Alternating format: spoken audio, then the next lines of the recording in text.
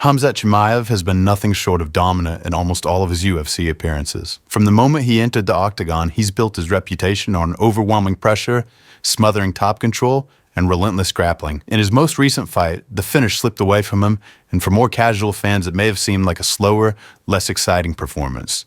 But when you look closely, it was still a masterclass in positional dominance. 5 rounds of control, pressure, and near total shutout grappling. In this video, we're breaking down exactly how Chimaev dominates on top in MMA and why, even when he doesn't find the finish, his approach is suffocating for opponents. We'll look at 3 facets of Khamzat's dominant grappling performances: his ability to take down and retake down his opponents, his positional dominance when on top, or riding, as it's called by wrestlers, and finally, his ability to threaten and chain high-level submission attempts together.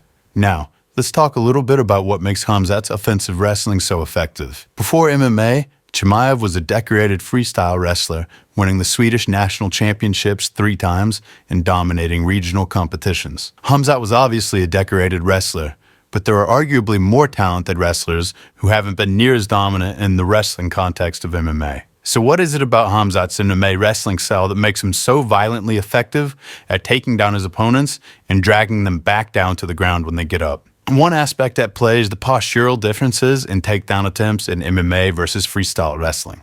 While most of free or folk-style wrestling takes place in open space on a wrestling mat, the octagon changes takedown mechanics significantly. Being sprawled on is a constant threat in traditional wrestling takedowns, so athletes must take this into consideration when initiating an offensive sequence. The best way to mitigate this is by number 1, shooting from a posture that makes sprawling difficult, and number 2, utilizing an upward trajectory in their offensive takedowns. These dynamics are less at play in MMA due to one element, and that is the cage. The mechanics of a sprawl dictate that the defending wrestler must shoot their hips back and drive their hips towards the mat so the attacker is unable to get under their center of gravity. The presence of the cage makes this impossible because there is no way for the athlete to shoot their hips backwards. This means that the fighter initiating with takedown can shoot at a 90-degree angle, which is quicker and less risky in this setting because their opponent will be unable to sprawl on them. Khamzat takes advantage of this in his fights, as you can see here in one of his early contests, where he shoots in the middle of the cage and runs his opponent to the wall before moving to a body lock and securing a lift and eventual takedown. He uses similar mechanics here in his fight against Rob Whittaker, although this time he shoots low instead of at the waist or body lock level. Rob is immediately pressed to the cage, so his ability to sprawl is cut off by the cage. Khamzat immediately starts climbing to the body lock and lifting Rob to off-balance him and secure the takedown. Outside of being struck, one risk that is ever present in MMA grappling exchanges, but not in wrestling, is submission threat in response to offensive wrestling combinations. Because of this, head position is crucial in order to mitigate the submission threat. Takedown attempts to place the attacker's head on the outside of their opponent open them up to front headlock-based attacks, such as the guillotine, which can then be chained into darce or anaconda attacks, or land the attacker on bottom. You'll notice that when Khamzat shoots, his head is more often than not inside, which effectively eliminates the guillotine threat, and he immediately begins climbing the body locks, which further limit the submission exposure. Khamzat is an expert in using both the front and rear body lock and transitioning between the two. To understand why Khamzat is so effective at using the body lock, we need to understand what a takedown is on a fundamental level. A takedown basically boils down to being able to debase your opponent. We typically understand your base to be your legs and hips, which are responsible for your ability to balance as well as generate force. So if you're able to remove the base from under your opponent's upper body or take their upper body from over the base, then there's nothing to stop them from going to the ground. Khamzat is very efficient at using body locks to lift his opponents,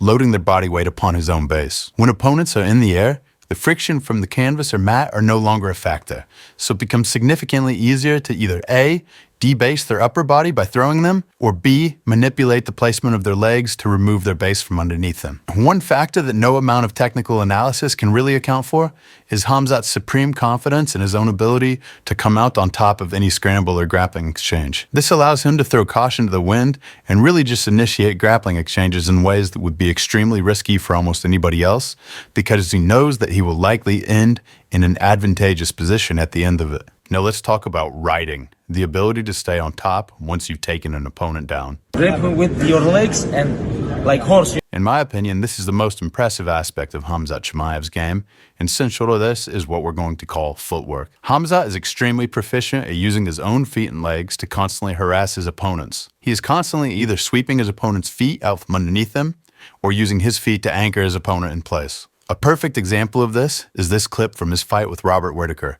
Just after he took Rob down, he has a hook in here.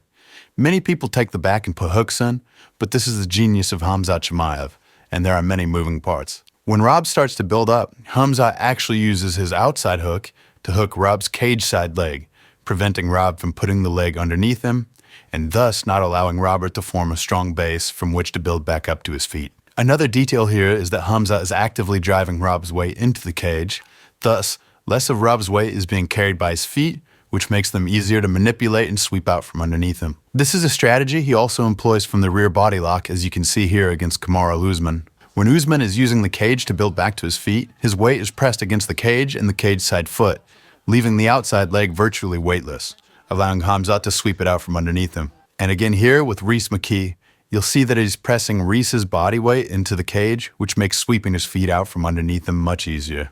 Another habit of Khamzat that makes him so effective at keeping people on the ground is his relentless effort to keep his opponent's hands on the mat. To stand up, a fighter must be able to place their base underneath them and then posture up to a standing position. Khamzat uses his body locks to constantly drive his opponent's upper body towards the ground, where they must put their hands on the mat or get flattened out, while using his own feet and hips to prevent his opponent's feet and hips from forming a meaningful base. When their weight is on their hands, they aren't able to stand up without first clearing whatever is weighing their upper body down. One technique that Khamzat employs to ensure that his opponent's weight stays on their hands is what we'll call the head over head position. There's a saying in wrestling that where the head goes, the body follows. So to stand up, one must first posture up and lift their head.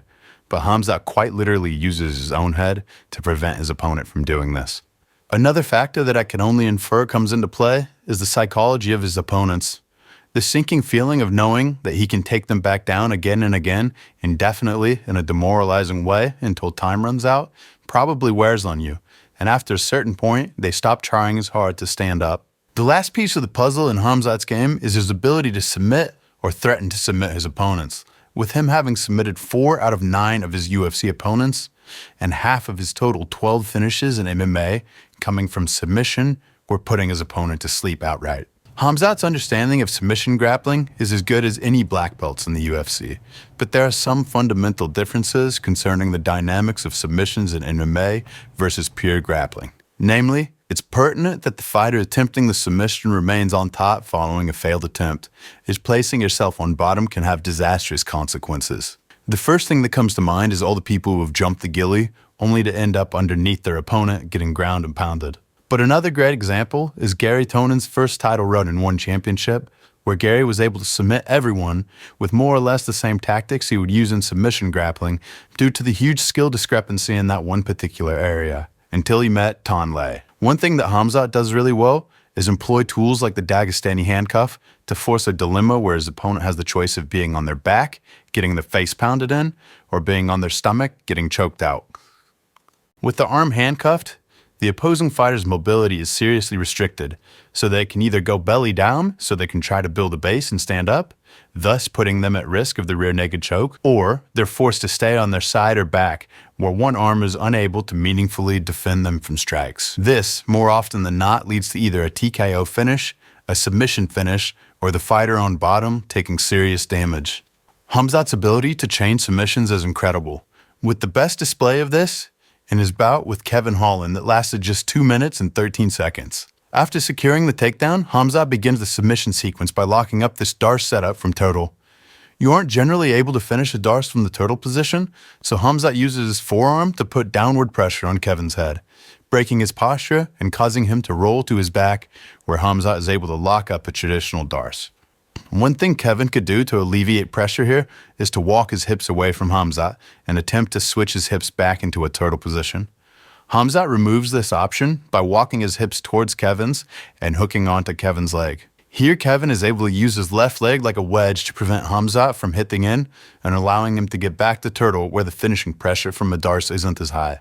Khamzat is able to bridge, sending him back to his back once again and relocking the Darce once more. Once again, when Kevin gets the turtle, Khamzat sends him back to his back with a butterfly hook, this time sweeping him over the top before covering Kevin's hips completely and finishing the submission. The ability to move from position to position while constantly threatening the finish makes Khamzat extremely dangerous on top. Alright guys, that's it for this video. This is a new channel, but I'm here to stay, so please do subscribe if you found the video helpful. We're going to keep improving and bringing you new breakdowns of high-level grappling and MMA. If there's anything you feel I missed or could have done better, please tell me in the comments.